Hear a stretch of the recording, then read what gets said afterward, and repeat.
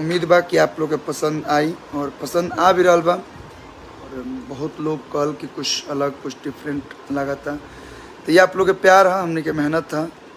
और जब हमने के मेहनत करला पूरा टीम और जब आप लोग के आशीर्वाद प्यार मिलेला तो हमने के मेहनत कल सफल हो जाला। सो बहुत बहुत धन्यवाद।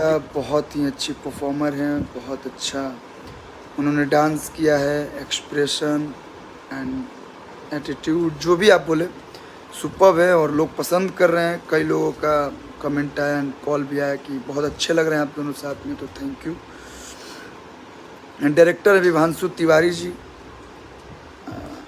कोरियोग्राफर है रौनक जी एंड अंकित चौहान जी टीओपी हैं, निशांत भाई ने इसका पूरा पोस्ट प्रोडक्शन किया था एंड एडिटर रोहन भाई हैं। तो पूरी टीम, कुछ लोग अगर नाम छूट गया हो तो माफ़ी चाहते हैं। थैंक यू सो मच कहना चाहेंगे सोनू सर को, जिन्होंने हम लोग जब भी कुछ नया करते हैं तो वो हमेशा कदम से कदम मिला के चलते हैं और साथ देते हैं।